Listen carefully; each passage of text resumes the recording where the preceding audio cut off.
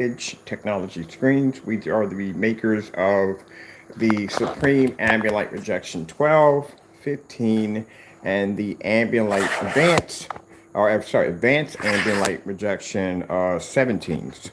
All right, so we're going to be doing a demonstration on our black silver. I love doing demonstrations on the screen because it's a very interesting screen. And as I said before, that the black silver is actually one of our most affordable screen paints. This product goes for around $87 a quart. Can paint a screen size of 100 inch to 120 inch. And one of the things the screen can do, it can pull a contrast level, an extremely dark contrast level. Some of the things I have not seen with other gray projection screens. Like I said, when I watch a lot of demonstrations on gray screens, the first thing to do is display plenty of bright colors. That's something that the screen can easily pull off. One of the things you should be seeing when someone's displaying a gray screen, you should be seeing contrast demonstrations. Majority of demonstrations should be 90% contrast. Now, as I told you before, that when we do white screens, wrong choice of words. When we do black screens, when I do a black screen, I have to display white levels. There's no point in me coming out with a black screen and showing you nothing but contrast, because that's where the screen's strong points are at. It's going to be to pull contrast automatically.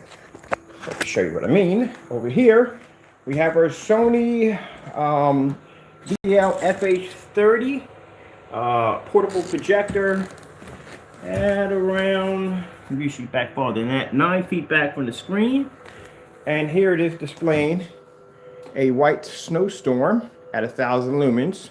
Now we don't require, keep in mind, the requirements for this technology is around 3,000 lumens. That's a requirement, but I'm showing you at 1,000 lumens. When I show a black screen, I had to produce a white level. That's the same thing that anybody who develops a gray screen or gray screen paint should be showing off a contrast level. And if you're not seeing that contrast level, then it just clearly shows that it can't produce a contrast level. So look at my screen again. Look at the color of it. It's not a dark gray. It's a very light gray screen.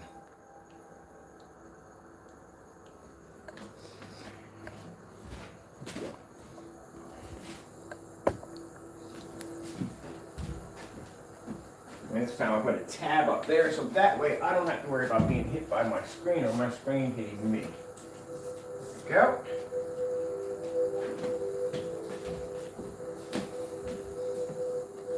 That's what you're supposed to be seeing. The screen is supposed to pull a contrast level. One of the problems, like I said, I see with a lot of the screens out there is it can't pull that contrast level, and that's what you should be seeing off a gray screen. They should be displaying contrast levels. Majority, like I said, the demonstration should be done with contrast levels only.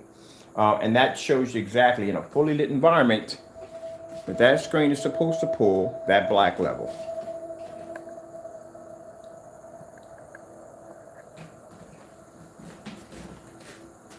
Now, not only are you supposed to be showing off your product, showing contrast levels, and you should be doing the start field demonstration to show up the contrast levels, but you're also supposed to test it against other gray screens, which I'm about to do in a few minutes. So we have the matinee black.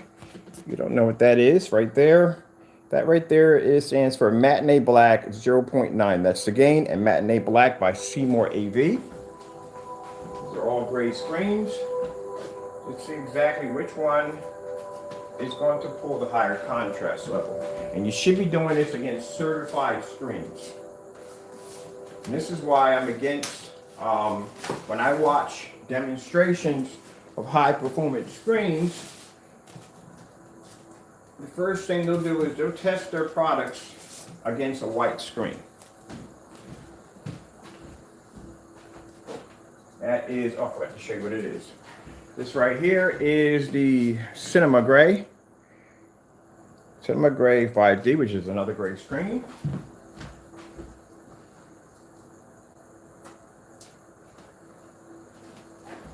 Let's go with, what's next? Let's go with the, where's my Dark Star 9? Here's Dark Star 9. We'll hit it with the Dark Star 9, right there. Another dark gray screen. This is much darker than my screen. This has that kind of reflective material. right there. And we'll go with the Parallax by Daylight Screens right here. Ooh, stars make me a little dizzy from time to time. So that's a Parallax Pure, and that is the 0.8 right here.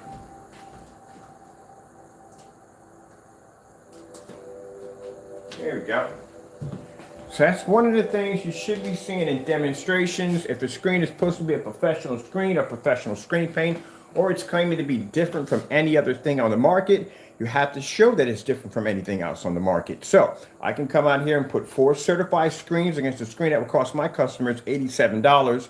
One of these screens is $5,000, one's $3,000, one's around $1,300, and the other one is $1,400. And I can also put it against a white screen, which is an easy, and basically produce a black star fill demonstration. That's what you're supposed to see. Like a screen is supposed to be professional. So one of the problems I had when we were strictly just doing dark gray screens, I said, well, look, for those of you who develop gray screen paints, I would like to see the difference between your product and another gray screen. So I can take my gray screen, I can put it against several other gray screens, and I can pull a contrast level that's darker than their screens. Yours should be showing color patterns too. The color red. So let's see which one produces the highest color in red. And as you can see, that would be our black silver. Come over here and grab and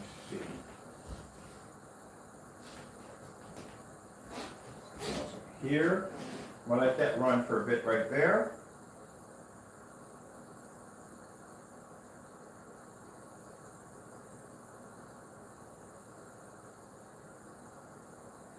There we go.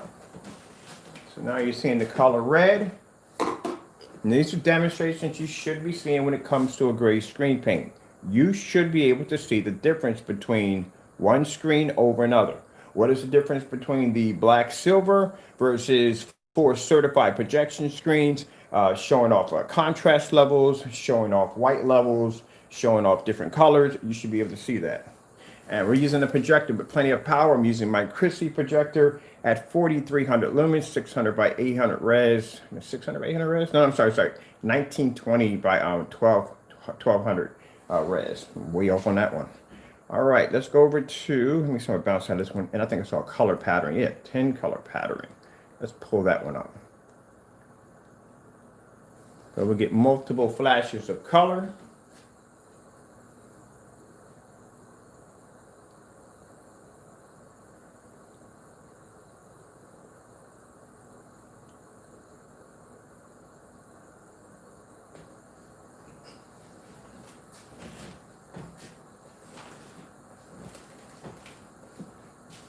The reason why their screens can't change because our screens have code in them. That's why. That's why you're watching a gray screen produce better color and a contrast level. There is no other gray screen out there that can pour a star fill demonstration outside. That screen can do it.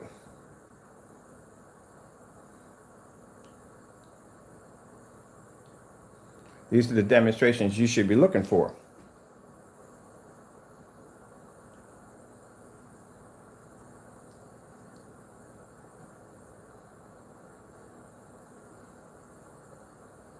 And for those of you who have white projection screens, pretty much that's all you're going to get. That's it. All right, so let's do this to make this even harder for our screen. Let's remove the white screen because we know a lot of these big companies, they like to use the white projection screens, which I don't know why they test them off those. I guess because everybody, when they go buy, they buy white projection screens. I don't know. Let's take my samples off right here.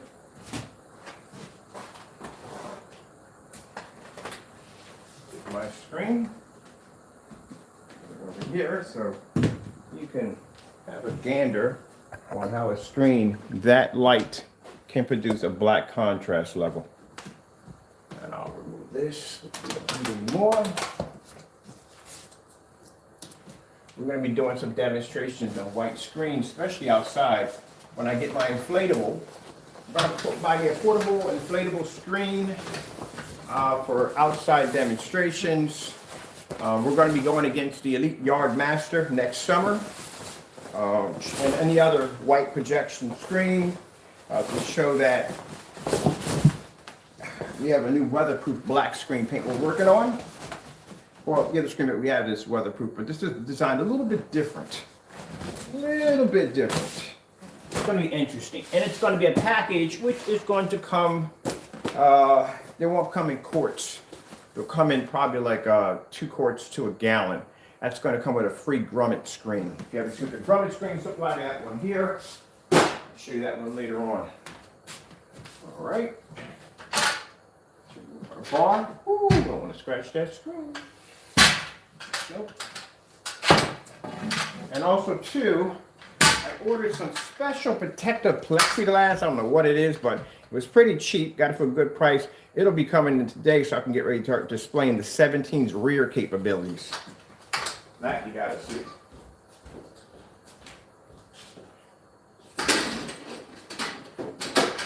I'll get in there. There we go. Fight me a little bit on that one. All right, now I'm going to take my gray screen here. Put this one up, hang it up. Hang it up, there we go. Make sure we get on it really well. All right, there we go. It's a little bit off. Whatever. All right. So we just hang it up like that.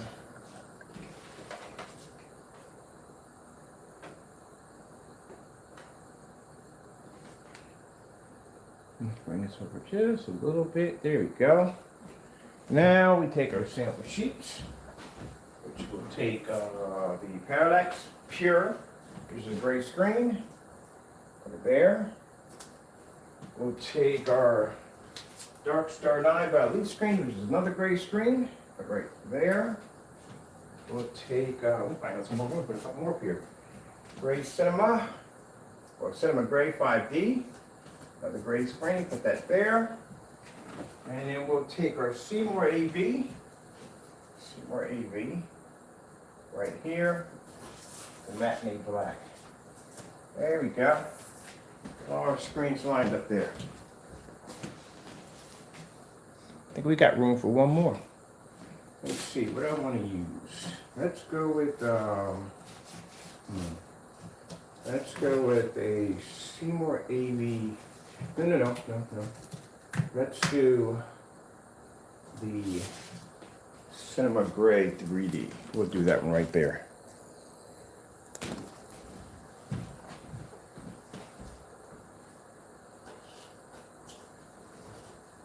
Like I said, we'll make this a challenge. I'll challenge anyone to do the same demonstration. Show off your gray screen, pull contrast level, show it different in color against 1, 2, 3, 4. We got 5 certified screens up there. So you should be able to show a difference between your screens and those 5 certified screens. You should be showing that in contrast. You should be showing that in color.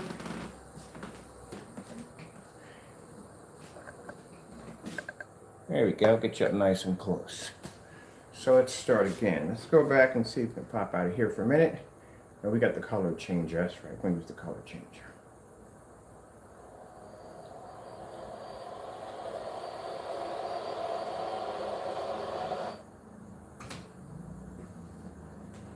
I'm not worried about that.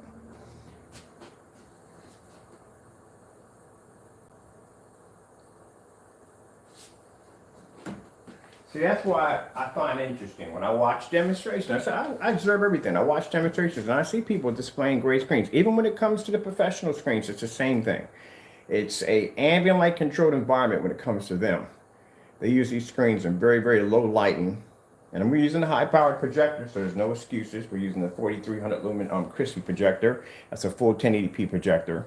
When it comes to the screen paints, they always display color. They never display contrast. They can't. The reason why is because the screen would wash out. Now, if you're watching a star field demonstration, you shouldn't see any washout on that screen from corner to corner. It should show a deep color. Nothing should wash out anywhere.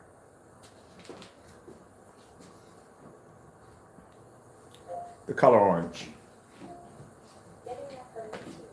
Don't forget the color orange or the screensaver orange. Oh, there we go. There we go.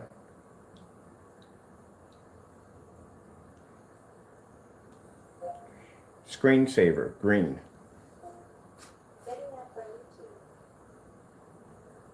And this is a $87 paint that we saw on our website.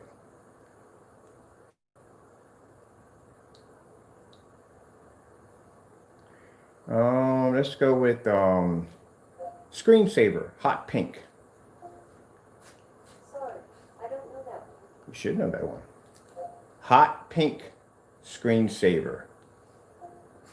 Getting that from YouTube. See, we don't know that one, but yet we know that one. Interesting. All right, let's go with, let me see. Gray screensaver.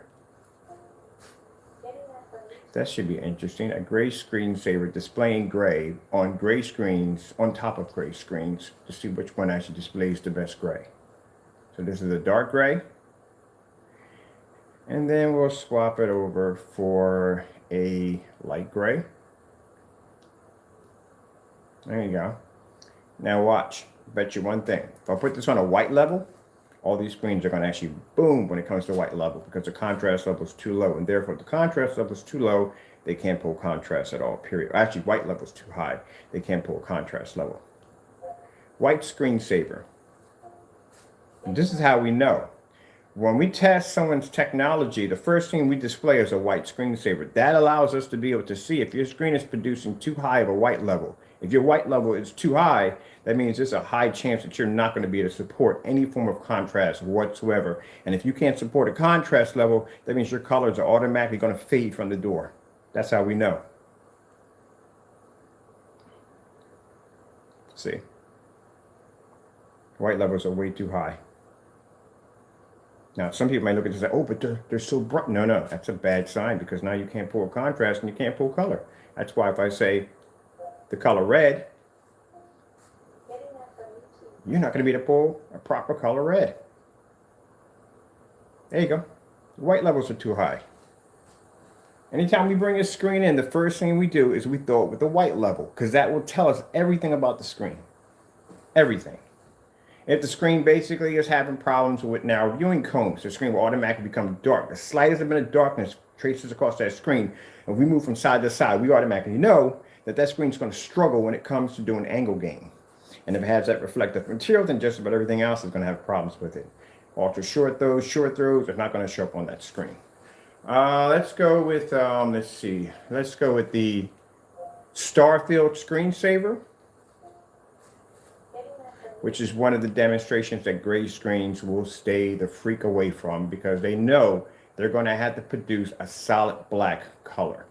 Now, the screen, keep in mind, are 12s and 17s produce 1% real contrast.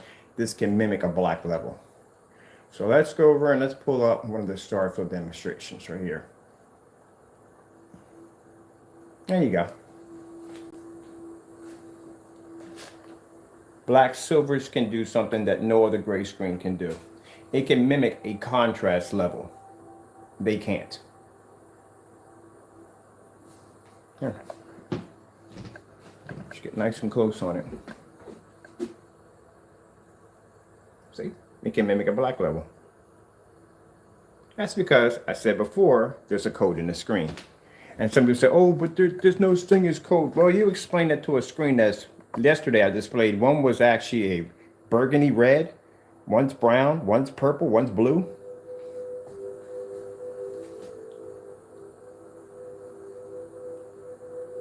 So my projector right here has a 3,000 to 1 contrast. With this technology, it really doesn't make a difference if your projector has a 200 to 1 contrast. It's still going to show black on the screen. And here we have a screen paint that costs my customers for 100 to 120 inch $87, and it costs for these particular screens up here, I say cheapest one on here is around $1,300, all the way to the highest one being $5,000.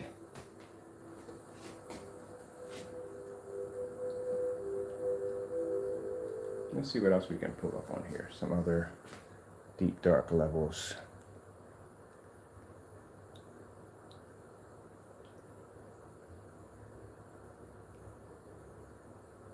And that's why the first thing someone does when they have a gray screen, they'll display color. Always display color. They'll do it in a fully lit environment. So look, it's ambient light rejection. Look how beautiful the colors are. We all know the screen can do color. Show contrast. Show something that the screen is not designed to do. Like our black screens right here. That's producing a white level on a 1,000 lumen projector right there. Now, anytime when I show off the luminous or I show off any form of our black screens, the first thing I'll say is, there's really no point in showing a contrast level. The screen's black. It's going to pull a contrast level regardless. I got to show you white level. So I'll be searching all through YouTube, looking for bright colors, skin tones, snow, anything I can find that's going to bring up a high white level just to show you that this is a screen has this capability also. Kind of easy if I just came on here and just showed you demonstrations of all black contrast demonstrations. What would be the point of that? The screen automatically can do that from the door. I have to show you something that the screen is not supposed to be able to do. And yes, it can pull up a 190-degree viewing angle on a projector, only 1,000 lumens. The screen is literally that bright. These are 17s.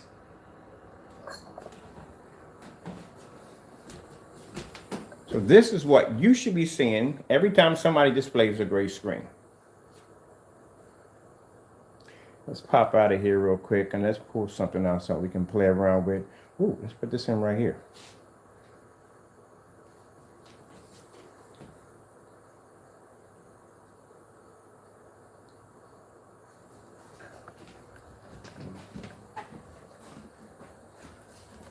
So that screen went black on me like that. That's called the narrow viewing comb effect. Right there. See at an angle? I'm gonna get right up close on it.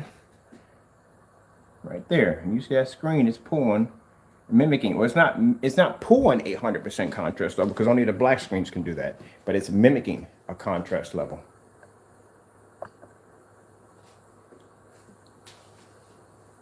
And let me show you the environment quick too. Also too, fully lit environment. This is how far my projector sits back from my screen. My projector sits back 16 feet from my screen.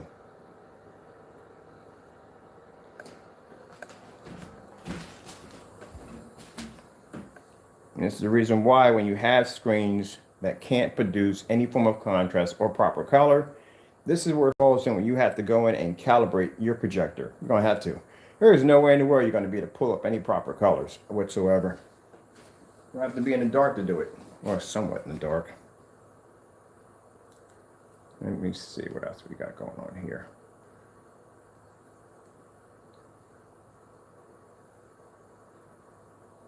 With moderate to severe ulcerative colitis or Crohn's disease, your plans can change everything. Cat Trump is supposed to come up in contrast. That's supposed to be a black level right there.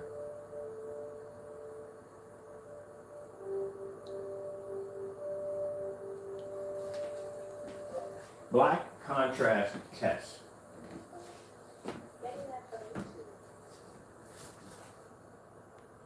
Always get that method contract. Why would I put a contract? All right, let's get around this. Let's change this to, because it's completely messed it up. Here we go.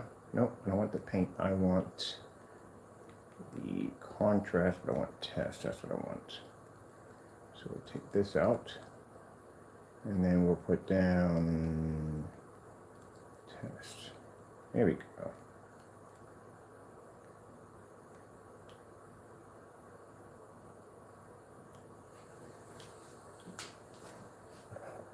There you go.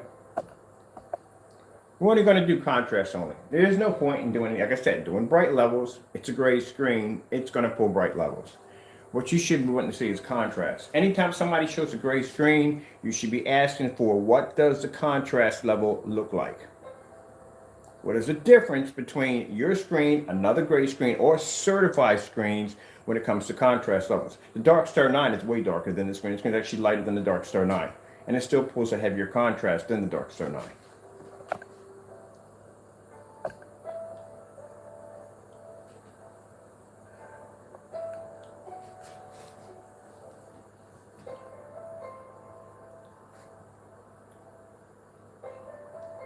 Why do you think when we requested star field demonstrations on other great screens, it was denied? Like nobody would do it. So that's why I said, well, you know what? They don't want to do it. I'll make my own. I'll make my own gray screen. I'll color code it. And so that way we can come in and we can pull contrast off a gray screen.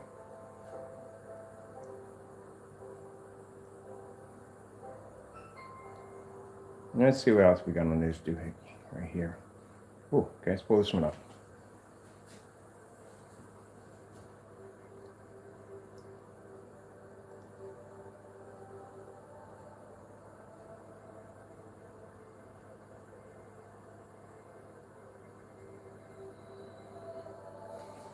Folks, I don't know what y'all, drives me crazy.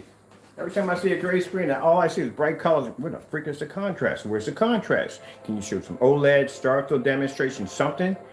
But they do those demonstrations. They would do those demonstrations in the dark. They will never do that in a fully lit environment.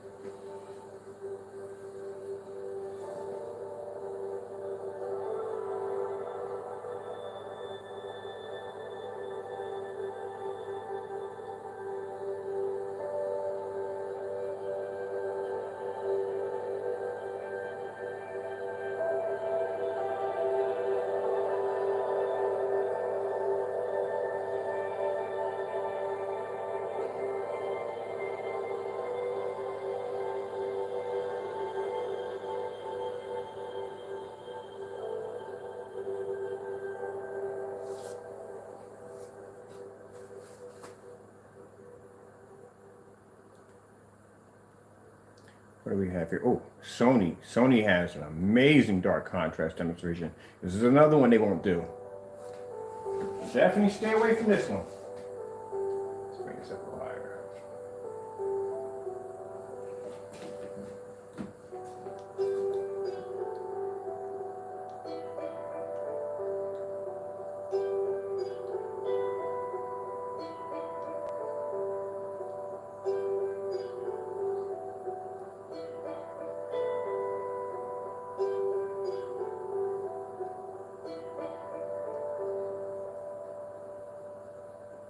Now, if the weather is comfortable today, I'll take this screen outside today. We'll take a 1,000 lumen projector. We'll go back 13 feet and we'll pull our star field demonstration outside.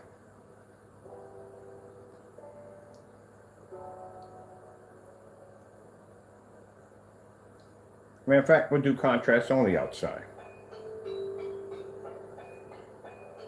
And if those of you who've never saw the black silver outside, I'll put a link below. We got two of them. We got pre-recorded and we have a live recording.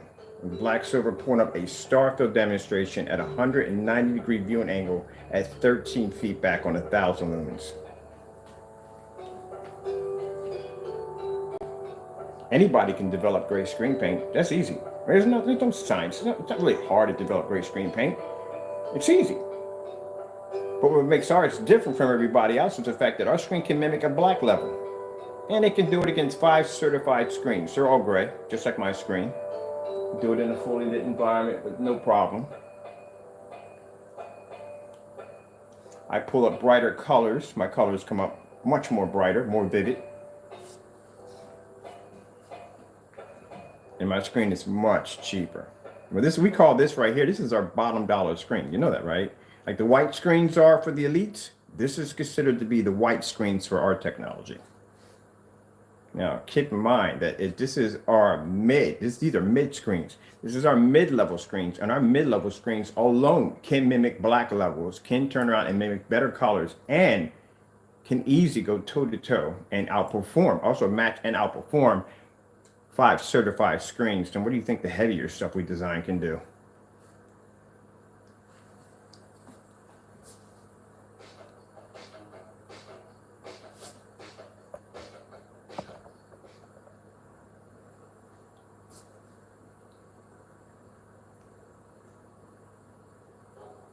Nothing cleans better than Cascade Platinum.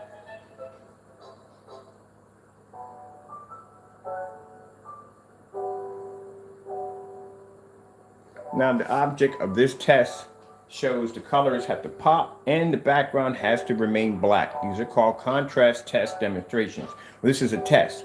These are tests that you can get for your OLED TV, or if you have a black TV. This is what they're designed for, to find dead pixels.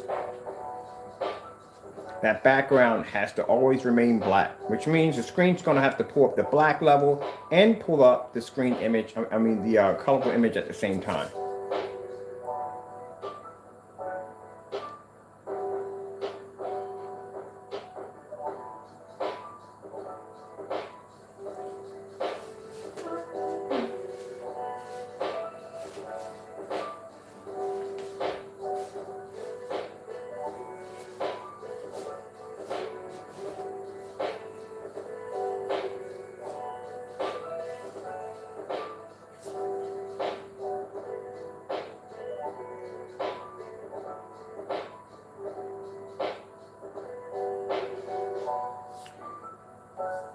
As you can see, background is not pulling up. Let's go bring in an OLED demonstration.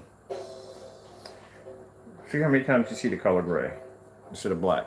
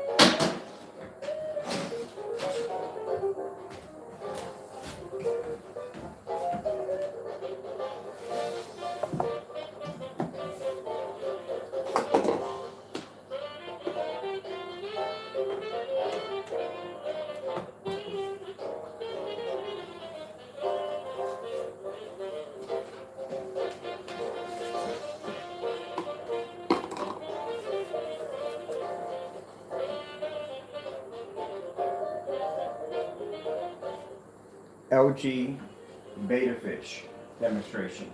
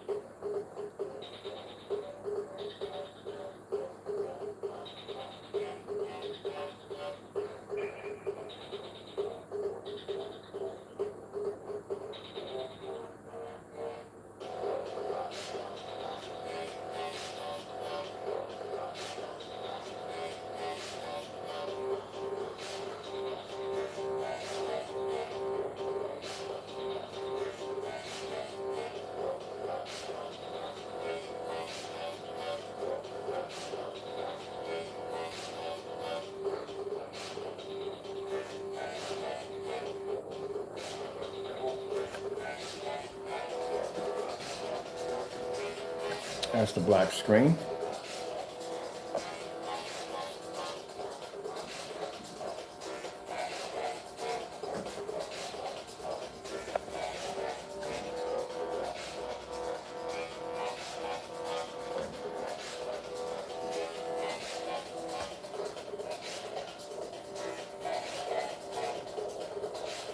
star field demonstration.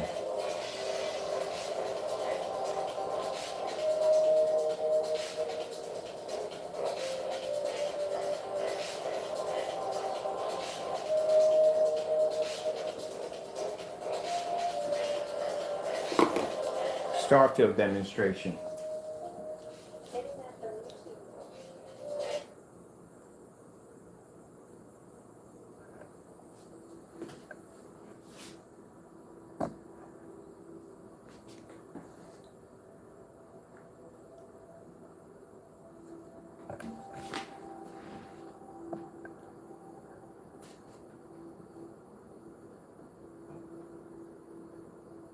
That's how close the black levels come from a black silver next to a 12, which is 100% black. Now, some people say, well, what's the difference? Keep in mind, if you take a screen that can produce a 100% black level next to a gray screen, which screen do you think is going to produce the highest contrast level? Pretty sure we all went to kindergarten, right? We know how colors and all that work, right? All right, so I don't have to explain that part. As for the other screens, if I were to stick them against a black screen, well, that's it. That's the end of it. They're never going to be able to produce anywhere close to that black screen because that screen produces 100% contrast, where our technology here can easily produce a contrast level that gray screen versus gray screen that they can't even produce. Let's show you something even more interesting. Are we on this one? Yeah, we'll take it this one. We'll come back on this one. And we'll come back on the star field demonstration. We'll leave that there. Seriously, if I would have to explain that to you, that'd be pretty sad. I'm not trying to be rude here, but we all know how black and white colors work. We should know that by now. Literally, I have some. I'm gonna leave that one alone. I'm gonna leave that one alone. I still get that interesting topic from time to time.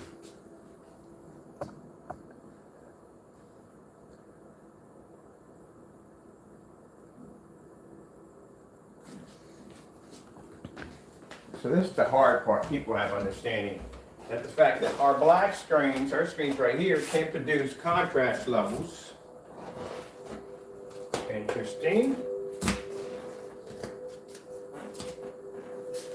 Where 12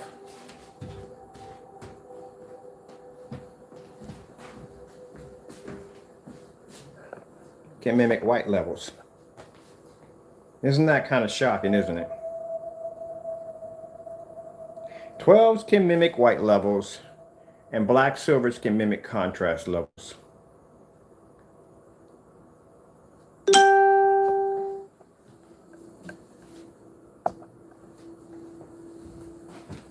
Let me show you from the angle too.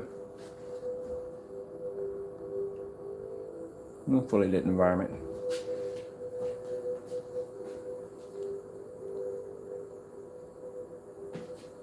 Isn't that interesting?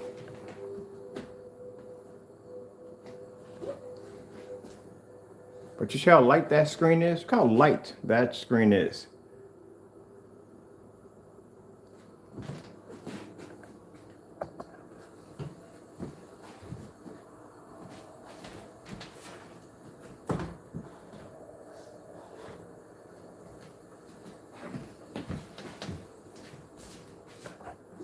But now it's dark.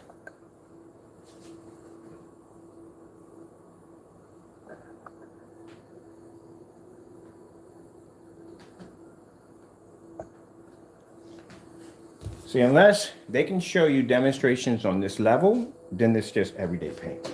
There's no difference to it. They have to be to show you the difference between their technology and just about everything out there on the market. They have to be to show you that. Then it's just everyday paint. That's all it is. These are the demonstrations you should be seeing.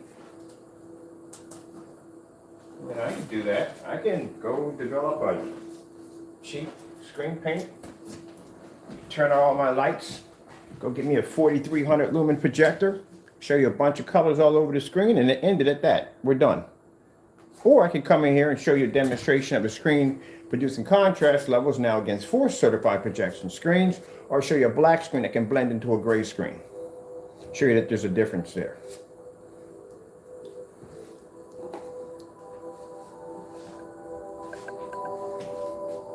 Oh, and I forgot, do it in a fully lit environment without the screen washing out or fading.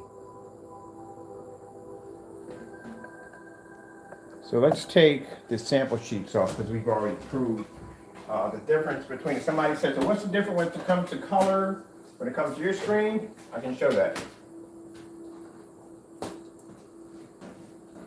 Let me see. So these screens right here would be much lighter than my screen,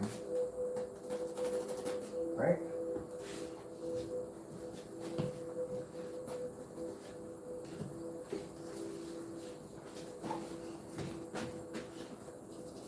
I'm going to be able to show all of this.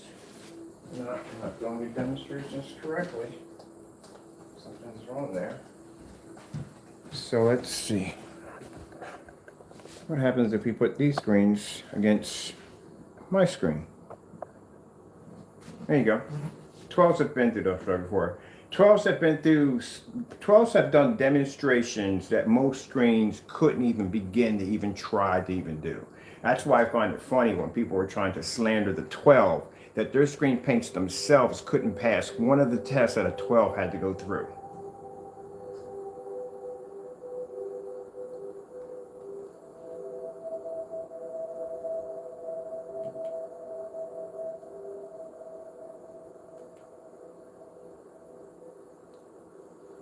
The color red.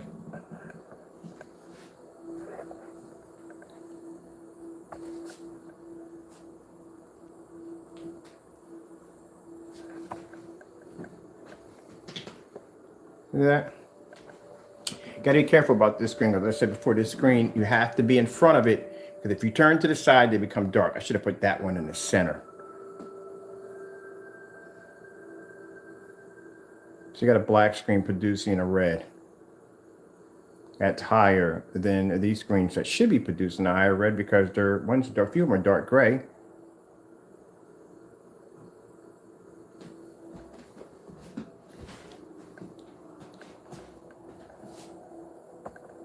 That's why I said when they're doing these gray screens, they're doing it wrong. Definitely doing the wrong. This is what you're supposed to see. Supposed to see contrast levels. I can show you bright colors till the cows come home. That's not what you're supposed to see. I'll go back over to my fish. 4K fish, YouTube. That's what I'll be displaying today. Ouch. Grab this remote control. Let's see, I'm gonna do these right here. Put that in right there. And let's go over to, let's see. Let's do Samsung OLED demonstrations. Getting that from YouTube.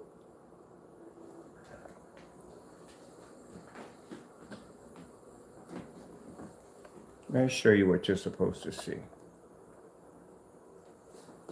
See that horse comes up nice and black? From corner to corner. Not supposed to fade, not supposed to wash out, none of that. You're supposed to be seeing a jet black image.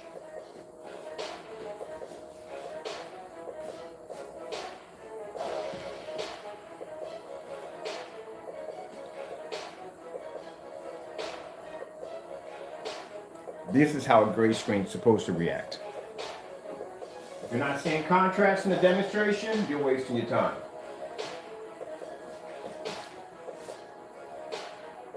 And this is to anybody who develops gray screen paint. Your screen should look like this. Now, some people get mad and go, oh, that's not right. No, it should look like this. Because there's no way in the world that I'm going to have a screen in my house that can't produce an image in a fully lit environment, where the color is going to come faded, it's going to be washed out. No, I'm sorry. I have a higher standard when it comes to developing product. This is why I can go upstairs to my Japanese tea room and I can display my screen on a Starfield demonstration while I have sunlight pushing through my window. And the same thing goes for these big companies. Same thing. How are you going to charge this money for a projection screen that doesn't even put a proper contrast level or color? And if they're telling you got to go in and calibrate your projector, then there's some problem there. You shouldn't have to calibrate your projector. The reason why your colors don't come up right because the screen automatically washes out. That's why. Then the second thing they'll tell you is that, well, you have too much ambient light in your environment. You have to use ambient light controlled environment. So in order for me to use your screen, I had to adjust the lights in my environment so they basically don't interfere with the screen. Then they'll suggest you to get a high power projector. Of course, you're going to need that because now you got to make up for what the screen can't do.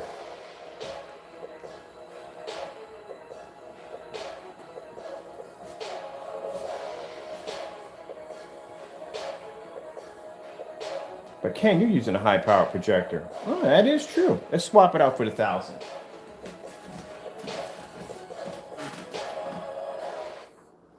Let's swap it out for the 1,000 lumen projector that only has, well, has no contrast at all. Period. So let's swap it out for that because I can't come on here now. It's easy if I said that when I have other sample sheets, but to use my screen alone with a 4,300 lumen Christie projector, that's a lot of power right there. So yeah, guess what? I'll be doing the same thing. I'll be basically displaying my screen on a projector of a high power projector, wouldn't I? So let's swap it out for the 1,000 portable.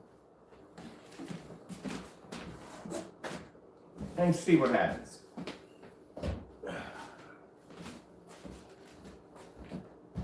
Having a heat wave, a tropical heat wave. Do do do do do do do do do do do. You know where this is going at, right? Because you know this screen did pull outside on this projector, so this is going to be a bit of a cakewalk. I already did it outside. We're inside. This is easy. It's the easy part. This is what customers want. Customers don't want a screen that's going to wash out or fade on them. You got to constantly calibrate. Nobody wants to go through calibrating their projector. If it's your thing and you like calibrating, that's you. But you got to consider that most people don't want to do it. Just want to be able to paint the screen, turn projector on, pop popcorn, bring family and watch, done. That's it. They don't want to be sitting in the dark. Unless you're watching movies, then you're watching movies. The majority of most people now that are using projectors aren't using them for strictly movies. I mean, back then, yeah, everybody was using them for movies. But now, no. People are using them for TV, they're using them for sports and shows, and they're streaming stuff through them. I use my Fire Stick. My Fire Stick, majority, most of the time, usually I'm just watching regular TV shows. That's pretty much all I watch on there.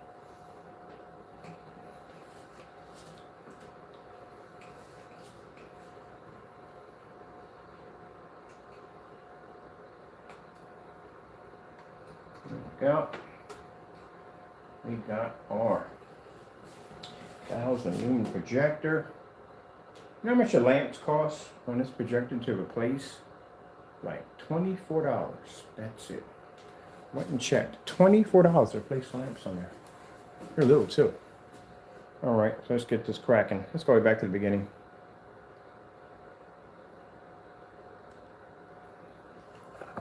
There you go. 16 feet back. 1,000 lumen projector.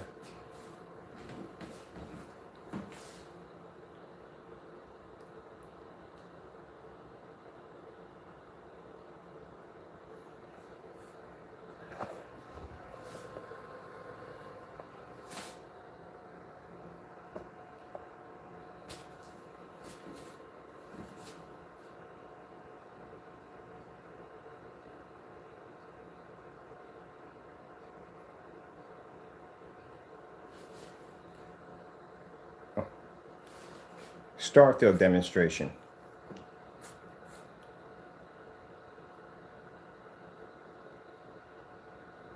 With the right one? Hold on. Starfield demonstration.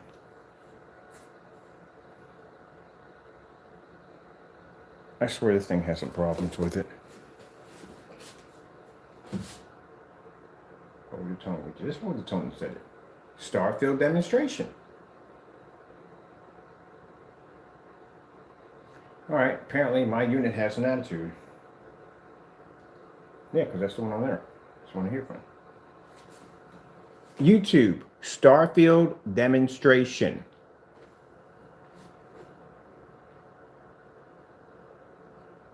Oh, yeah, it has an attitude. Technology. Starfield demonstration. There we go. My goodness. There's a star field demonstration being produced at 16 feet. We're probably about 16 feet. Let me measure this to make sure. I don't want to say something that's not true. Let's see how far we're back. I'll make sure. Now these projectors right here, which is the Sony VPL CS4, is a CS4. Yeah, CS4s, they don't have contrast capabilities at all. Never meant to be a contrast projector. These projectors were used for office work only. That's what we're used. Okay, sorry about that. We were at 13 feet back. 13 feet. 13 feet. All right, I'm going to make sure I was correct on that. I'm going to keep saying something that's not true. Now I got to go back 16 feet because I said 16 feet and I got to back that up. Let's bring it back 16 feet. See what we got. Now I got to back it up because that's going to bother me. Let's bring it all the way back to, oh, we're at 18 feet. Wow. Let's bring it back to 16 feet. See if we can still pull a star field demonstration at 16 feet. Let's pull it back some more. Here we go. We're at 16 feet. 16 feet. I'll show you. I can't say one thing and not do another thing. You got to be to back it up. All right, there's a measuring tape there. Let's come back over here. So part of me wants to go back even more. Let's see, we got around 16 feet. Because I kept saying 16 feet, and I can't say 16 feet if I'm not pulling back 16 feet, right? So we're going to pull contrast, demonstrate contrast on a screen that is gray. On a projector that has 0% contrast capabilities. And now, for being in a fully lit environment, show you how far my projector sits back from the screen. 16 feet. I think I can go farther back. Let's try 20 feet. Let's hit the 16. Let's go to 20 feet and still if we can maintain a contrast level at around 20 feet. Can we get 20 feet? Do I have enough room here to get 20 feet? Let me see, because I got like one extension cord here plugged in there. Got another one plugged in over there. Maybe get a little bit farther back, but I don't think I'm going to get the full what I wanted. Let's unplug the projector. So let's see what we got. Let's pull back even farther. See how far we can go back, what we can get out of this. If I get my cord out right here. This is what I'm talking about. This is what you should be seeing. Somebody challenge it, challenge it. Not make it in a comfortable zone. You put it in a comfortable zone, it's too easy. And that's what happens when I watch a lot of demonstrations. They want the environment to be comfortable for the screen, so the screen produces a better image. You're not supposed to do that. You're supposed to stress out your screens. See how far you can go back. Let's see what we got.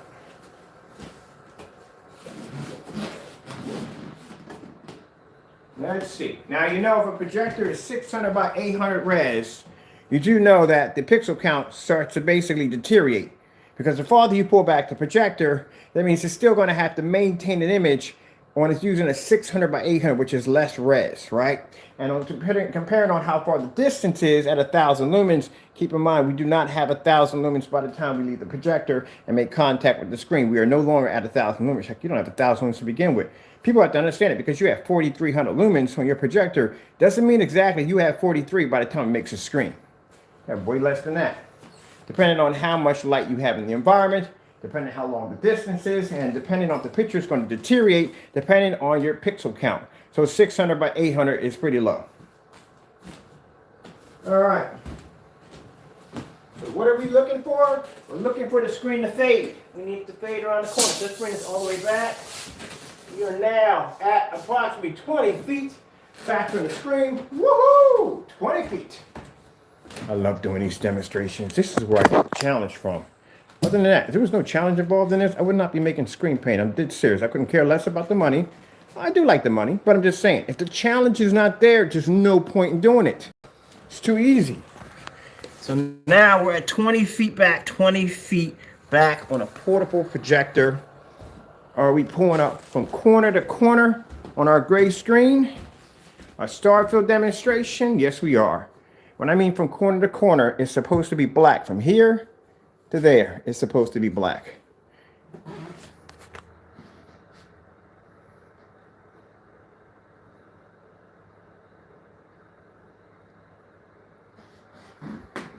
At 20 feet back.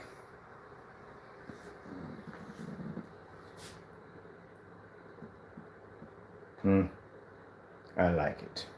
But anyway, so that's what you're supposed to be seeing. The minute you watch a screen, you watch that image start to fade and you get that tannish look around the screen. You know what I mean? You get that kind of tannish discoloration around the screen. You got a problem there. I mean, your screen can't pull a proper contrast level.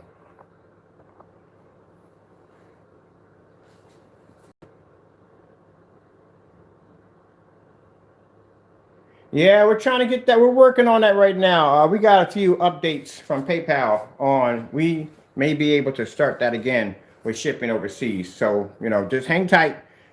Pretty soon. Well, thank you so much for the saying you like the channel and all.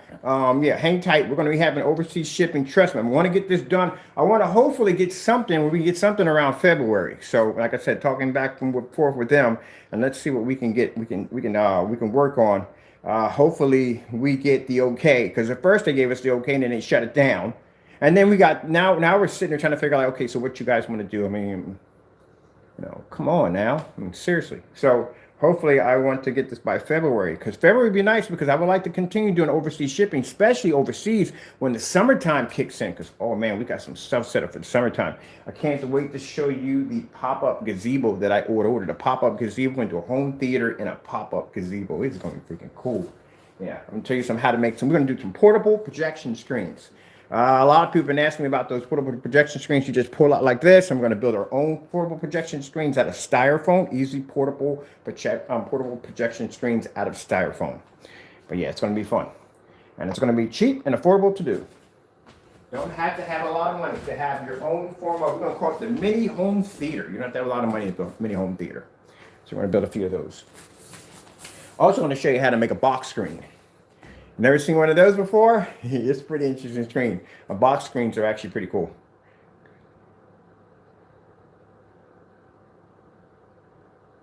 Let me see. He says, what he says?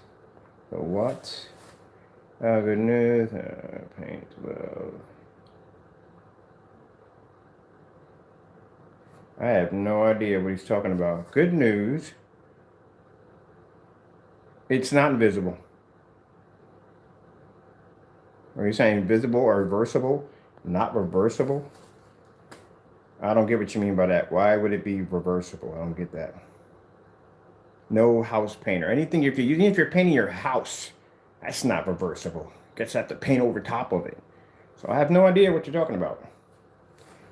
Yeah, you got me stuck on that one, buddy.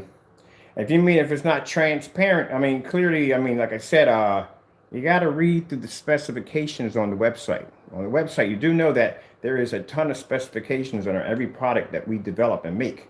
So if you read through those specifications, you'll be well informed and well educated on basically the products that we're producing.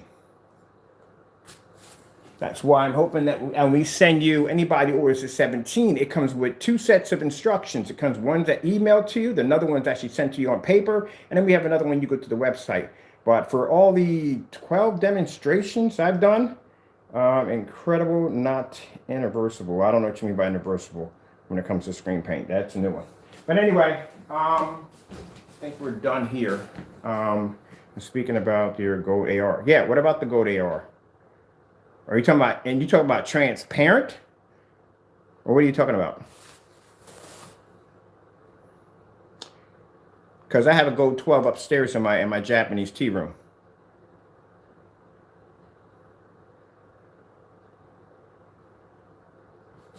So that's what I'm curious what you mean by it, because, I have one upstairs, my Japanese tea room. So that's what I'm curious what you mean by what is it?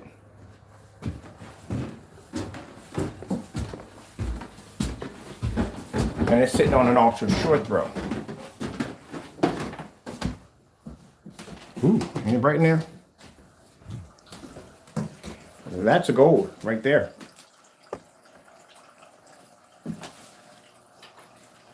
I forget what I was playing last on the PS4.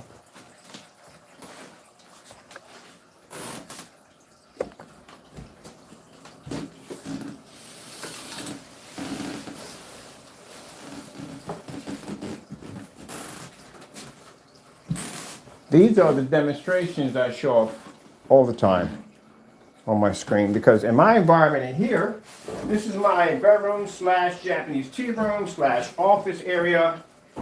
I don't like it to be dark. Let me see. He says, the procedure. All right. This is what I'm trying to understand here. In reversible, there is no screen paint on the face of this planet that is, what do you call it? Reversible. So you're talking about you want something where somebody can paint the screen and then come in and use some kind of cleaner to clean it off the screen? Is that what you're talking about? Because in my 12 years or 10 years of being in this business, I've never heard that in a day in my life.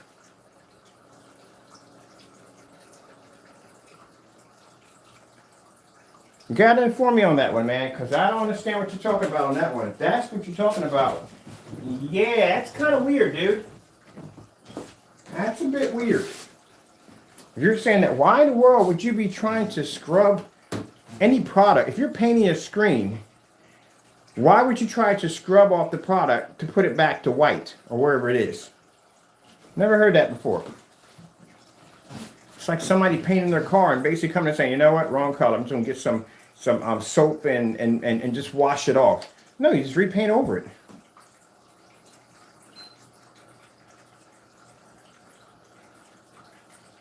Wrong correction. I don't get what you're talking about, dude. Look, do me a favor. This is not the time and the place for it. I have an email address. I got a phone number attached to my company. Feel free to give me a call.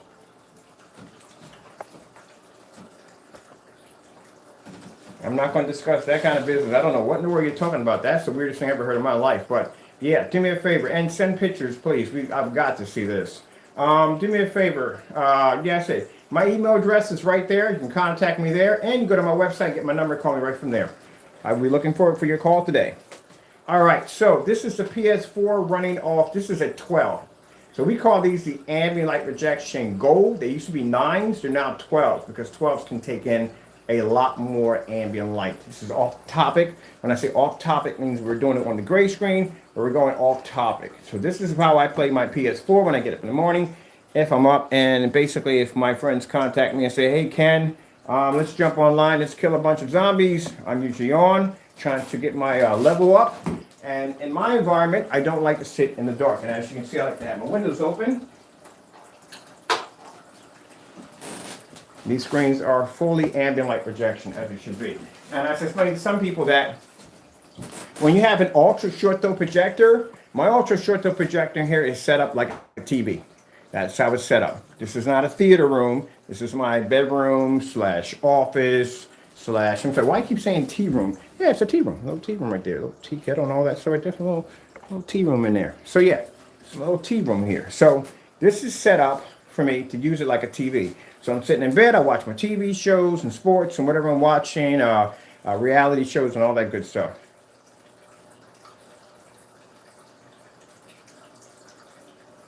Oh, okay, buddy, okay. Sorry about that, my fault. Miscommunications, it happens, my bad. Oh, thank you so much, yeah. But yeah, this is how I like to have my environment. See, I like to have my windows open because I like all the light to pour in. I shouldn't be burning lights for the sake of just burning lights. That I lost you guys for just a minute. There we go. It's interesting how my internet acts up, and there's the hub right there. Like, oh. But yeah, I like to look out the window. Not that window, but I'd be careful because I got a camera in my hand, and the last thing I do is have people jogging by and saying, "Why is this guy sitting in the window with a camera in his hand?" It's bad enough at one point they thought I was talking to myself because they wouldn't see the camera. They would just see me here talking like da da da da da da, and they'd be like, "Okay, apparently our neighbor is a psychopath." No, I'm not a psychopath. If you don't see the camera, then where's if I was walking around with a GoPro? Yeah. Did I download something last night? I never downloaded anything last night. Last night I fell asleep literally in the option of buying games. I don't know what you're saying, buddy. I do apologize. I don't understand. I only speak English.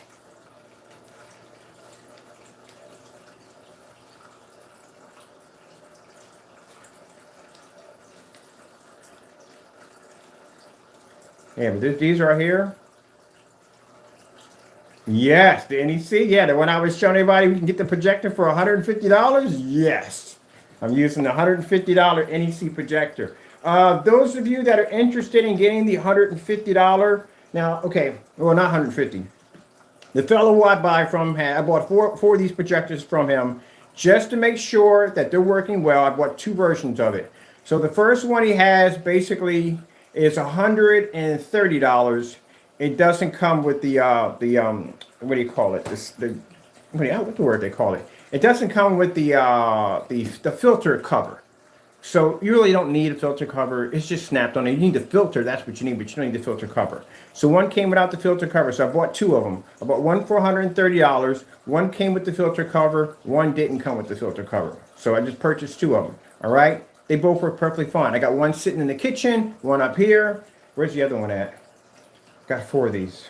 Oh yeah, one's in the living room, and the other one is other ones I'm using for a tabletop projection screen. I'm building something with that. So, I got the projectors for around, let's see, price around 130 to 180. The one for 180 does come with the lamp cover. Let me show you guys real quick. And I'm gonna put the link at the bottom. He has more of them, because last time he sold out, when I went in, he only had two left. So he has more of these projectors. So if you're interested in getting yourself an ultra short projector, keep in mind combined with our screen paints, it looks absolutely incredible. That projector right there will cost you 150 bucks. And yes, people, they do come with the remote control. Now, if you don't like the remote control it comes with, this is the actual original one that comes with it. They have them on eBay for $13. That's it. So if you want an ultra short throw projector for under $200, like I said, paired with our screen paint, it's a good deal, I'm telling you. I bought four of them. So let me show you, see if I can find the link. Where's the link? Let me see if I have the link. Let me see. This is the virtual. This is a whole nother room right here. This is a whole nother section of craziness going on in here. This is right there. This is being used for my 3D mapping. I do 3D mapping and all the crazy stuff. Yeah, full power. Yeah, but I like those particular projectors because those particular projectors have something called tabletop mode on them. And the tabletop mode allows you to be able to project right on top of a table. Usually I have the Epson's, I have the Epson, I think it's a 585W, and I think the 478. And if you try to set them up on a table, they don't lay correctly flat. There's a little of a slant to it like this. Even if you keystone it all the way down, you can't do it. Where this particular projector comes with a, you're about to buy the stand, but the stand allows you to actually display an image flat to the table. And not only that, if you take the stand and you turn it around, there's another piece that connects to it. It connects under the table. So you have a glass table, you can project an image through the glass, which you're gonna have to do. I also have some interesting surfaces coming in today. We're going to be coating. We're going to be turning those into rear projection screens, and hopefully I'll get a chance to experiment with some of this on building a table with it. Fiberglass, yeah. Fiberglass, the hardest thing to get your hands on now. Can't find fiberglass. I found something today. If it works, I mean, they don't make it any bigger, but I just need it just to show up the rear projection screens. That's what I need it for. Let me see if I can figure out exactly. This fellow has these particular NEC Ultra Short Throw projectors on here. And I'll put the link in. Usually when I buy and I do an unboxing, if the projector works out well, and I've been burning these projectors all day non-stop. I burn these projectors all day. Like I'll literally come downstairs, my projectors will still be running. Word to the wise, if you do have a fire stick, just to let you know, that your projector will burn 24 hours around the clock, because if you forget to turn it off, the fire stick is still on. It's in a form of a screensaver standby mode. Even if the screen comes up dark, your projector will run all night. Here we are right here. This is the fellow right here. This is the guy I bought from. And I bought four of them from him. Every last one of them. Shipping time was fantastic. Projector came here. I did an unboxing and worked on all my screen paints with no problem. That's the price of it right there. And he's got more of them. I'm going to order me 2 more on top of the 4 I already got, because now the screen I have outside on the deck is 135. My screen on my deck is about that big. So my issue with that is I have a couple of Sony projectors that sit behind me, but when I sit down on my sofa outside, the projectors hit the back of my head and it shows a little bit of an image on top of my screen. man, this can be completely eliminated if I put an ultra short throw projector out there and just throw a fire stick out there with the Wi-Fi booster, and I'm good, man, for this summer. I can sit out there and watch TVs with having that ultra short throw setup. So yes, I'm getting me another one of these, and these are 3600 lumens. Now, the reason why I use these with my screen paint, some people are like, well, they're 720p. As I said before, our screen paint makes 720p projectors look incredible. So you don't have to spend a lot of money when it comes to a projector. So this is the fellow, let me see for you guys. I want to go look him up before I put the link in. He has two versions of these. One comes with the cover, which you really don't need. You know what I mean? It's just a cover, that's all it is. I got two here, never had any problem. Mine doesn't have the cover on. One doesn't have the cover on it. I never got a message saying, hey, look, you know, your cover is missing, projector can't function. No, I never got that at all, period. Never had a problem with that. And they come with two HDMI ports, which I freaking love. No S-video jack, but then again, only time I'm using S-video jack was supposed to run the Dreamcast. So he has two of these. One right here is the complete. The complete would cost you, oh, without the cover, it's out of stock. All right, so he's out of stock for the one with the cover. They sold out. I posted that man's link everywhere. I mean, everywhere. I was posting on freaking Facebook and Instagram and everywhere. So now he just has the ones with the cover. It's still cheap. It's 180 bucks for an ultra short throw. And I paid for my Optima GT 5600. I paid $1,400 for that projector. Yeah, 3600 lumens. Let me zoom you up on here so you can see this. 3600. Sorry about that. 3600 lumens with remote control. And I bought 4 of these from him. I want to buy me a couple more for the summer ends. Copy this. Now, I get my lamps over on Amazon. The lamp for this one, you don't need it. The lamp for this one is around 60 bucks. That's all you're going to pay for the lamp. Brand new, certified, the real deal, not a fake, not a copy, the real deal, $60. All right.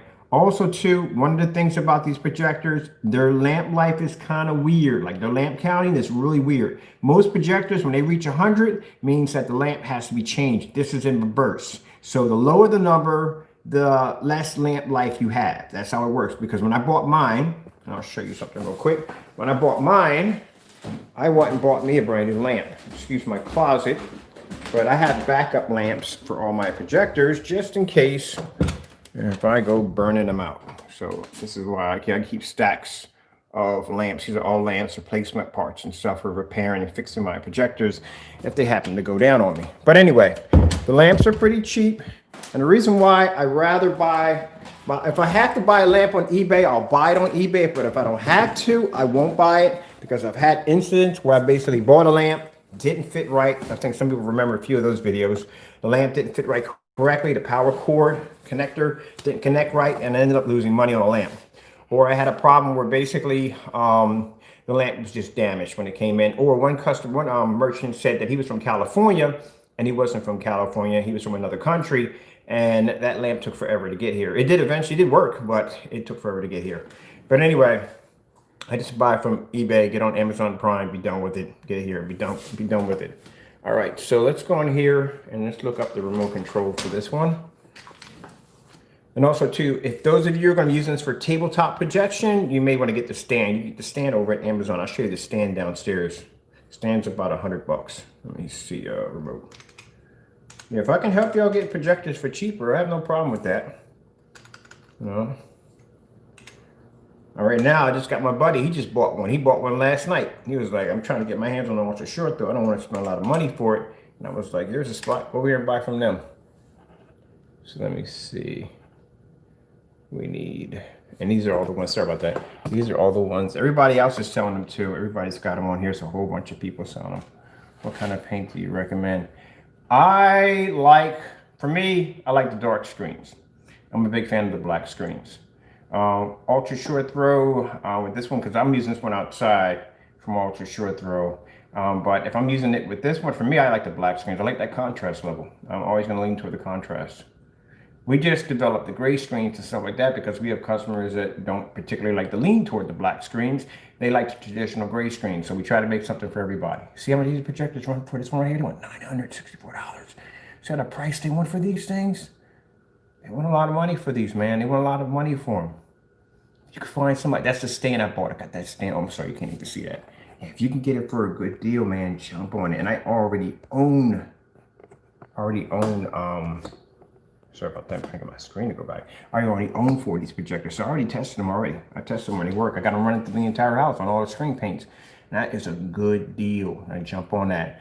The projector I have behind me right here, like that big boy, that's a big boy Christie 505 up there. That projector costs you $3 grand. I got that projector for $560 with the remote control. That's an amazing projector. I got about 4 people hooked up with that one. Now, actually, gold has amazing contrast levels. Just a black produces 100. That's all. There is no way in the world that screen didn't produce proper contrast. That blue on that PS4 dashboard would not come up that deep and that blue with all that light hitting the screen. They all produce amazing contrast levels. I gave them on the 12 in there. But if you want that, you know, people want that 100% contrast, that black screen, that OLED look, that's when they go near the 12s or the 17s. See the prices they're asking for these? Look at the price they're asking for these. That's why I said, man, that guy, I don't know where he's getting them from, but yeah, I've been buying them like crazy from him. Someone got one. This is the stand. It's the lamp. This is the lamp. Oh, someone got the lamp in here. This is a genuine lamp in here for $80. $80. It's around $80 to $60. Yeah. Yeah. So this is why I can't come on eBay. This is my biggest problem, man. I would have an addiction to projectors. Wait a minute. What the freak is this?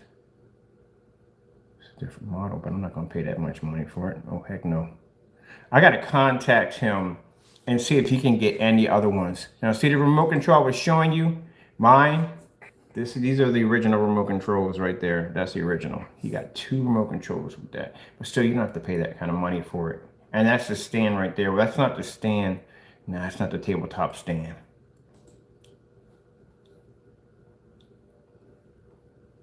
Yeah, like I said, check it out. 100. This is not bad. This is $170 right here. It's another one if you want to buy from this merchant right here. I pretty much have ultra short those throughout the entire house because it's affordable. It's affordable, especially for the price he's charging. That's really affordable.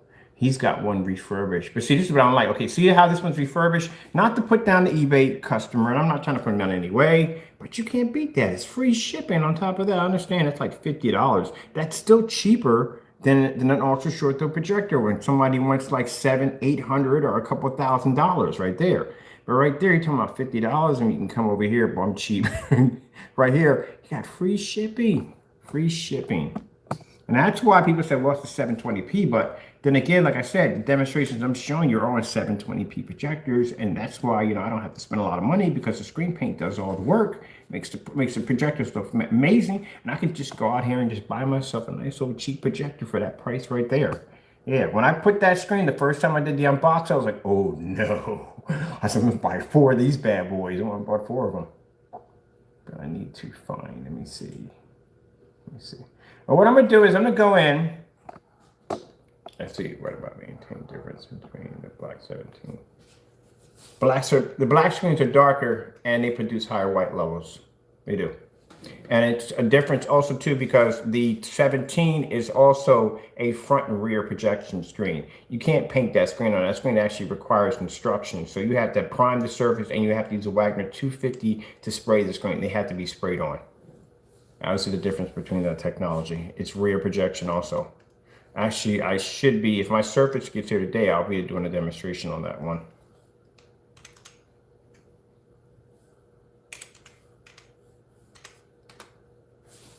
So let me see if we can get something on the remote control.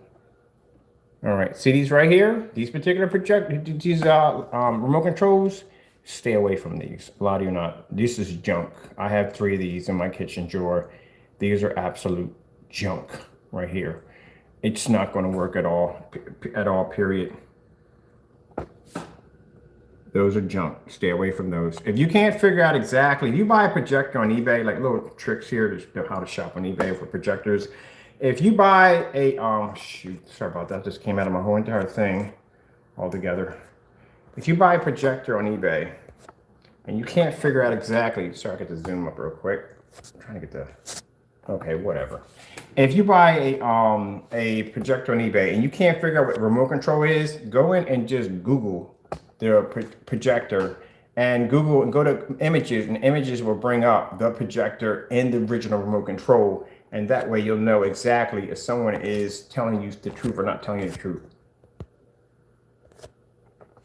My screen is stuck. This is why I hate touchscreen phones. Me and touchscreen phones and a paint cannon does not work well. I painted my phone like 3 times today. Actually, yesterday I painted my phone. Hit the screen by accident. Let's see.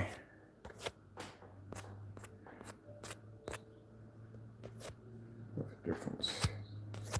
Unbelievable. All right, whatever. It's stuck in this mode. I don't know why. Smartphones. Wow. Yeah, right. They work for a while, and after a while, they go completely haywire on you. All right, well, at least I got you guys up on Zoom. I just leave it that way. There's nothing more I can do about it. My phone doesn't want to react right. I don't know why. All right, here it is right there. So these are the original remote controls right there for them. But you should be getting cheaper than that because these are overseas, see, from France and Germany. So we have to go over here and we have to go to US only. For us, those in the US, if you shop for projectors, make sure you hit US only. So they don't have any more. I should have jumped on those remote controls when they had them. See, this is what I'm talking about. Oh, man. Every time I put links out, man, stuff goes really quick. So they had a bunch of these remote controls down here for cheap. I wonder if Amazon has those remote controls. Let's go pop over to Amazon, see if Amazon got them. So one of the things you want to look for, and on top of that, if you're buying a projector, real short, make sure you check the lamp first. See how much the lamp is going to cost you before you actually buy a projector. Because you might find an amazing projector like 7,000 or freaking like a 5,000 lumen projector. When you start hitting 5,000 lumen projectors and up, then the lamps start getting crazy expensive. So say you find yourself like a 5,000 lumen projector, like the one I got there, the big boy Chrissy. That lamp, if I'm going to replace that, will cost me $500 to replace the lamp. Of course, I knew what I was getting myself into when I looked up the lamp. I was like, oh God, like $500 if this thing blows out. Like, yeah, $500. I barely use it. But anyway, make sure you check first before you actually, the lamp, how much a lamp is going to cost you. And also, too, like for some of you want to get the top tier projectors like Chrissy, Ronco, Barcode. Those are top tier projectors. They're like the high end projectors. You may want to, there's something you want to check on that, too. You want to check and see if the lens comes with it. The lens doesn't come with it. So you can see you find a Barcode projector for $800. Say the original price for that projector was like 10, 20 grand, right? You're thinking, wow, $800, that's a good deal. And you go buy that projector and it doesn't have the lens attached to it. Then you're going to find out that that lens is going to cost you 3 to 5 grand just to replace it. A lot of you know, you think I'm joking. Christians, they're known for doing that. Like they'll rip out they'll take off the lens because the lens disconnects. They'll sell the lens and they'll sell you the projector without the lens, and you'll end up spending a lot of money just to replace that one part. So let's see if they got it. I know I got the lamp from here. See if they got the original remote control. Yes, they do. Boom, boom, boom. That's why it pays to check around, man. It pays to check around. Prime has the original remote control. Wait, is that the original? Hold on, I'm gonna make sure because I'm not seeing this right here. There's nothing here. No, that's not good. That's not a good sign. Okay, there we go. This is what you want to look for. Sorry about that if I'm trying to. Okay, sorry, responding questions, how to compare the 12. I'm not going to compare. I'm not doing a comparing on that right now. I got so much stuff on my plate right now. I'm so tired. I got 3 other shrink paints I have to launch, and then we do a comparing on all of them. Everything is done. I'm still right now working on the Ultra Bright. I have a black slate I haven't even had a chance to put out yet. And they're all part of the 17s. And then I haven't even done the rear projection screen demonstrations yet. So once we get everything done, we can do a comparison. All right, so this is a problem right here. This is a fake. That's a fake. See right there? The logo is supposed to be right there with a serial number. That's missing. That's a fake. That's a fake.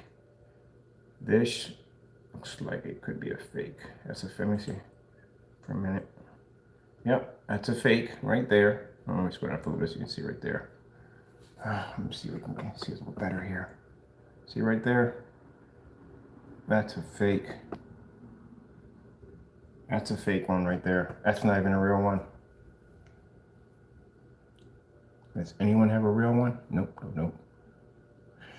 Oh well, maybe it'll work. I'll buy one. I'll buy one just to see if it works. If it works, then I'll just let you know if it works. If it doesn't, I'm just gonna lose probably like 13, 14 bucks. So I'll buy one today and see what happens. This one's $15. Can I get anything with an Amazon Prime attached to it? Wow, this looks exactly like a ViewSonic remote control. Exactly like a ViewSonic remote control. I know I'm off topic. I'm way off topic here. But like I said, at the end, I always put these little bits of information in it to help people out. That looks exactly like the remote control, but that is a fake.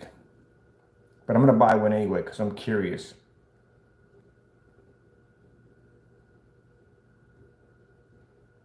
No, you know, you got to see that little emblem at the bottom. All right. I'm going to buy one today. And I'll see whether or not if it's if it works. If it works, I'll just post it and say, hey, look, it works. You can buy it from there.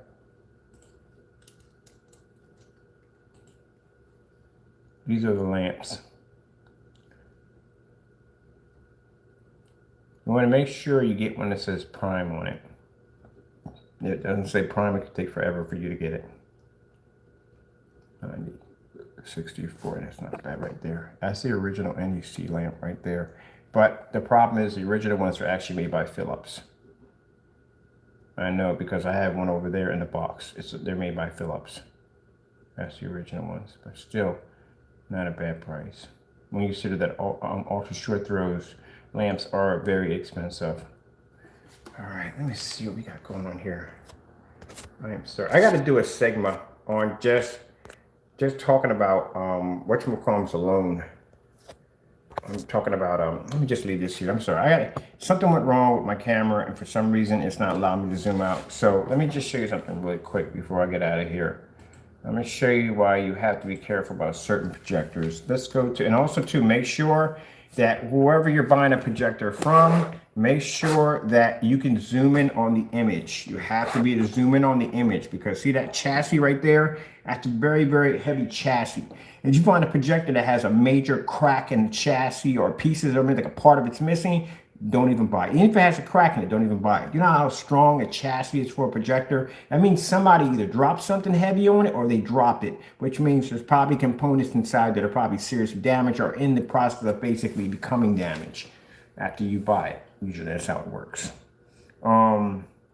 So we'll go with the Christie 505, but that's not the Nightmare projectors. These are the Christie 505s. These are the ones I actually have. Let me bring this back since my phone does not want to work right with me today.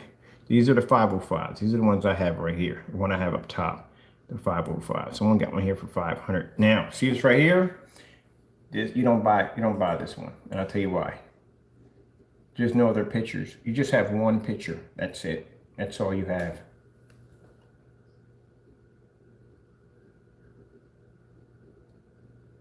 Let's see. I have you already open for the projector. I have it over top me. I have a Christie 505 over top me. And I have a bit of a nightmare story on this particular projector on why you don't buy from places like this. So I was very desperate to get this projector, needed it really, really bad. And I bought one from a site just like this. See how they just show the projector? They don't show anything at all. Basically, this is probably a screenshot image or an image from they got off Google, and that's what it was. And I purchased this projector. When I got it here, the projector was damaged heavily. I did an unboxing on Facebook, and the projector would not cut on. It was actually flashing some major lights on it, showing that the projector was very heavily damaged. Contact the merchant. The merchant told me, it's your problem. You deal with it. Contacted PayPal. I paid for this thing through my PayPal debit card. Oh my God, I think I will never, ever again pay through anything. Now, I pay for stuff on my PayPal debit card. When you start reaching like $500 and $600, I'm never doing that on a debit card or a credit card ever again. Do you have any idea the nightmare of a chargeback? Like if you ever done one before? Because the credit card company or debit card company will treat you as if you are the one who did something wrong. You have no idea what I had to go through. So I went in, I filed it because I just wanted my money back so I can buy me another projector for some work. And PayPal was nice enough to send me a credit. They sent me a credit for what I lost so I can go in and I can buy me another projector, which I did. That's why I have the 505 over top me right now. But when they just sent my email to the wrong email address, literally to the wrong email address that I had on file. And because of that, I came back in and they took $514 out of my account. I'm like, what the freak just happened? So then I go in and I contact them and they say, oh, you didn't respond back to any of the emails because in the emails we needed some particular information on how the projector was damaged and this, that, and the other, and when you bought it and so forth and so forth. I'm like, I just filled out all that information when I went in and filed the initial complaint. They said, well, it's not enough. We need you to fill out this particular form of information for us. So I had to go in and make it an appeal. So I made an appeal to basically go in and give them all the information needed. I had a nice person over at PayPal went in and filled out all the information we needed, explained to them how the projector was damaged, how parts were missing off of it, how there were warning lights flashing on it, like the temperature light and shutter lights and all that stuff were flashing. And we sent all that information to them. All right. Now, everybody knows how PayPal works. PayPal will tell you to hold on to the item until everything has been resolved, which we did. And then what happened was I came in and they said, oh, your appeal was denied. Like, how was it denied? Because you were supposed to send the projector back. So how am I supposed to send a projector back if I'm in the middle of the of going through the appeal? So they were like, oh, and then they realized that they looked at their notes. They made the mistake. They weren't supposed to send me that and they were not supposed to cancel my appeal. So I had to go in and file another appeal on top of the appeal that I just put in. And in that appeal, they were requesting for me to send them a document. In this document, they wanted to know who I was, the title of the company. They wanted to know this, that, and the other, blah, blah, blah, blah. And I had to write a long freaking essay on exactly what went wrong with the projector, because on their end, they had to understand how the projector and how it wasn't functioning because they didn't understand how it worked to begin with. Well, how is that even going to work unless you're going to go to an expert? And then they were saying, well, because you're writing it, we need another witness. So you need another witness to confirm on who I am when I purchase a projector. So long story short, I got the money back on my account and all was resolved and fixed. And the fellow is basically nowhere to be found, which I tried to contact him, letting him know that we were shipping back the projector, but I don't know if he lives there or he's not there, and he hasn't been on his account for quite some time through eBay's information, and PayPal now is trying to track him down to send the projector back, which he's not responding at all. So, yeah, nightmare. Just stay away from stuff like this, because you look at it and go, oh, it looks fantastic, and no, it's not what you think it is. So what you want to find is you want to find someone who actually has the physical projector, like this fellow right here, and you want to be able to look over all the pictures so you can see everything to make sure it's legit. He has this for $499. Did I buy from him? I think I did buy from him. Yeah, he has it for a good price right there. So that's the projector right there. That's a 505 Chrissy right there. So that's a good one right there. Now see that giant lens right there? That lens can be pulled out. You could pull out that lens and you could swap that lens for an ultra short throw lens, a mid throw lens, an extended lens. There's like 5 or 6 lenses that actually fit that one projector right there. But that's not a bad price. I paid about $500 for mine. Oh, $560 for the other one. I bought it again. All right, so this is what you want to look for right here. You go with Christie. Keep in mind, if you buy one of these giant projectors, the shipping cost is going to be berserk. Mine came in a road case. I think my shipping cost was like $300. Shippy, wow. Christie, 8,000 lumen. 8,000 lumen projector. Maybe make them 8,000 lumens. You can get them about that big. All right, here we go. This one actually comes with a lens at $1,500. That's 8,000. 8,000. That's 8,000 lumens right there. So that's 8,000 lumens right there. That's not a bad price. And the shipping is only 100 plus. What do you mean 100 plus? 16 sold. Does he actually have pictures, the physical copy? Nope. There we go. That's what I warned you right there. See? Good. Sounds like a good price. He wants $1,500 for it, but he doesn't have any other pictures on the projector.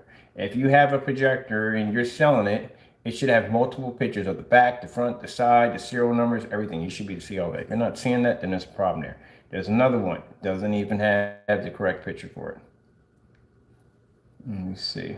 We can find one that actually has, this one right here is missing the lens right there. So your lens is actually missing on this one. This one, you have no lens there. It's missing. This one has a lens for 200, but is that 8,000? That's no, that's not even near 8,000. That's 45. That's normal. And these are the fake projectors. There we go. Now we start getting into the nightmare projectors. That's what we're talking about. Yeah. These are the big boys. These are the ones that come with Roadhouse cases. Right there. There's another one right there. But these aren't anywhere near. Let's go bring it up a bit. Let's go to 10,000 lumens. I would love my projector downstairs, which is in a Rode case, is 7,000 lumens. 7,000 lumen projector. Shoots a 1,000-inch screen. My screen can actually project to 1,000 inches. I have no idea where I'm going to use it at, to tell you the truth, because I don't have any. My backyard is big, but not that freaking big.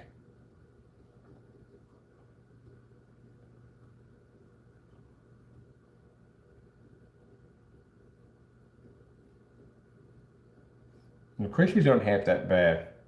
It's when you start getting into Christies can be expensive, but when you start getting into this particular company right here, Barcode, now you're talking about some serious money.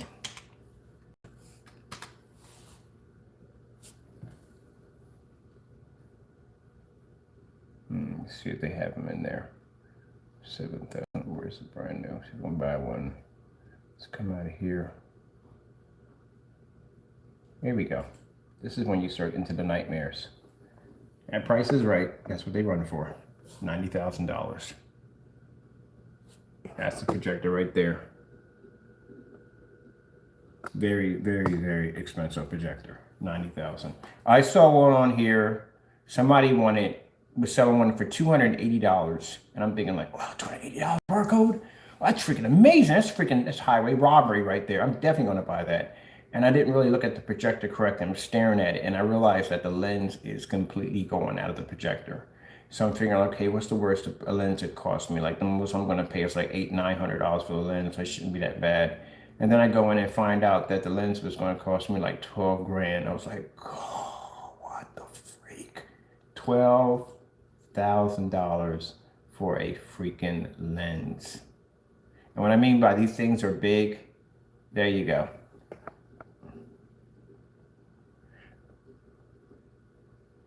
No problem, Chief. You have a good one. You have a good one. Be safe. That's the size of these projectors when you get them, when they come in the mail. I'm not laughing. I'm laughing to consider the fact that you don't know how big these things are. These things are freaking huge.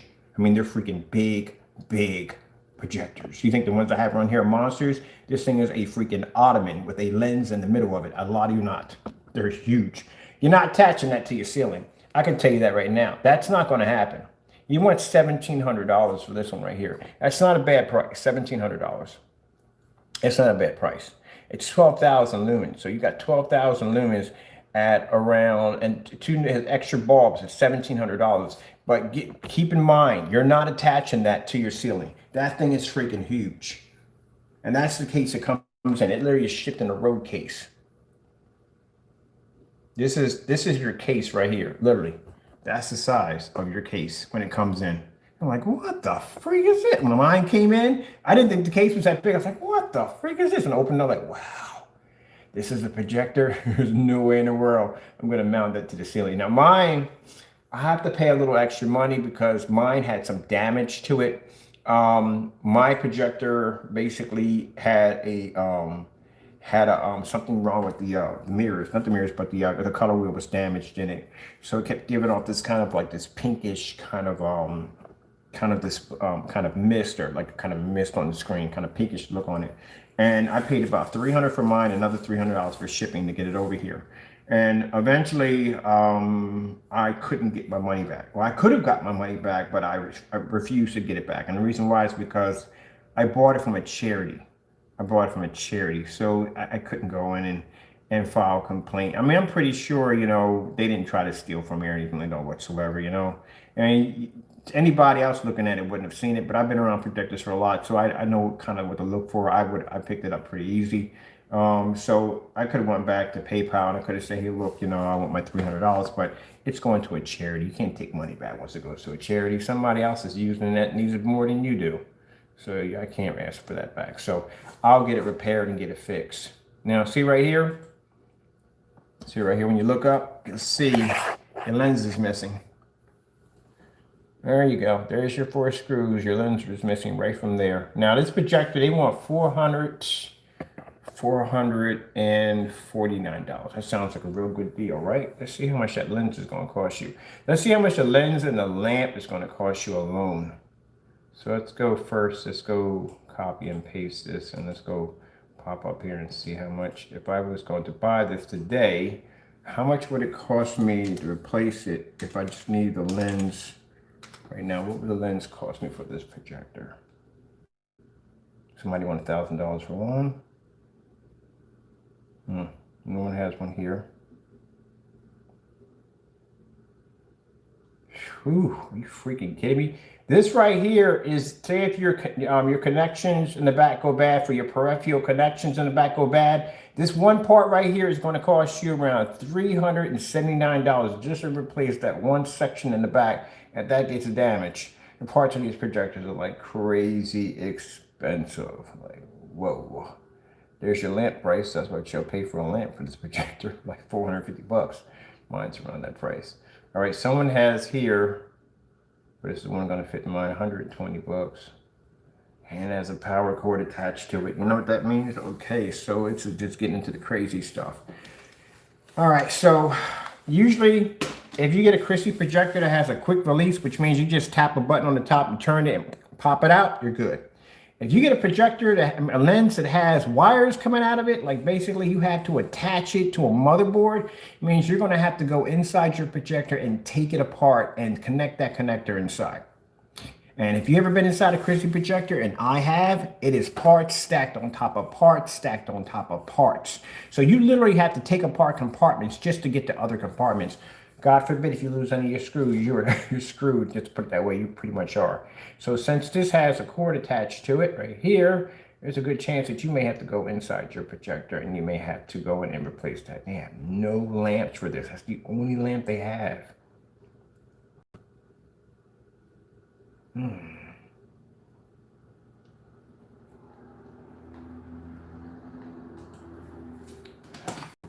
So that ain't gonna happen. And if I decided to buy that, I am not going to be able to get that part. This is the one I saw, $677. This has a lamp attached. Is a lamp attached to this? Please tell me there's a lamp on a lens on this. Ooh, there's a lamp. There's a lens on this. What's wrong with it? In good condition, a box, remote control, cable, blah, blah, blah. Do we have, oh, we got pictures on it too. All right, that's what I'm talking about. I don't want to spend the money. I really don't.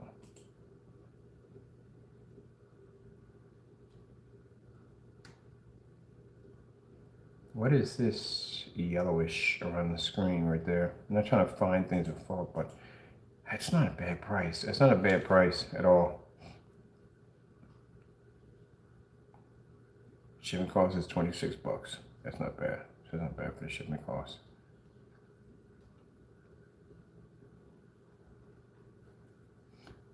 I need one of these projectors really bad. Oh, that's a projector, not a freaking lamp. Let me tell like a back. Grab it. Oh, cool. Okay, this is a projector right there in the box. Good gracious. Someone got one here for $2,000. $2,000. $300. Look at it. I told you it's a monster. So they want. Let me scroll this out for a minute. And I told you I wasn't joking. That's the shipping cost right there to ship that projector in. $300. So it's $2,000, $300, and I bet you it doesn't come with a lens. Let me see. Nope, lens is missing. Oh, we got a lens right here. So why would you take the lens on? We just leave the freaking lens in.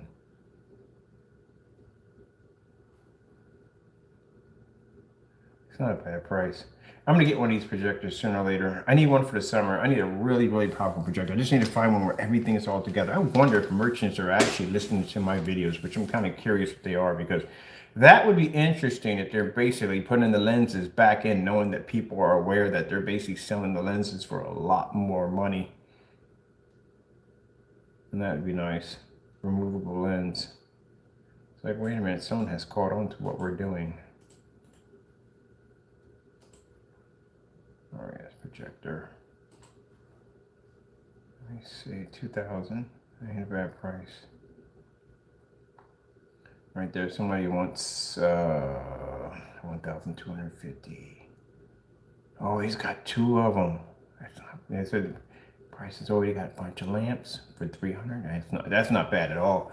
That's a really. Is he selling like the $300 in each, or is it basically? Is it a lot? Is he selling a lot? They're from Australia. I don't think it's forever to get those.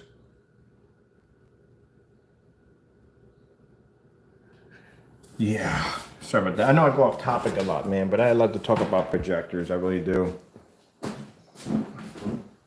See right here? That is the Christie projector. That's the big boy. That's a 505 right there. The first one I got was broken, didn't work. I got 3 of these. Here are Sony VPL FH30s. I got 3 of those right there. I use those for work right there. Those are full 1080p projectors right there. But I'm going to put that link at the bottom of the video where you can go in and get that projector. Yeah, there's my second one right there. That's my second one. I'm going to put that link at the bottom where you can actually go and get that projector from. I still can't figure out how to get... Yeah, my Zoom is stuck. Yep, it's stuck. All right, my Zoom's stuck. Let me show you the stand real quick. Everything's going to be magnified right now. So let me show you the stand. This is the stand you have to get over on Amazon. I got a stand back here so you can see it. Oh, it's too heavy. So there's the stand right there. That's the stand for those projectors. That's my other one right there. So about 2 of those, 2 of here. This one's actually I'm using for working on building a tabletop projection screen setup. I don't know where I'm going to put the table. So it's going to be a glass table. I'm going to do it all with black 17, and there's a connector where I can actually connect that at the bottom piece and actually mount that underneath the table. But I'll show you when I'm done with it. But yeah, that's the stand. You get those for about $100. All right, with that being said, I hope you enjoyed the demonstration. I have to go, and God bless.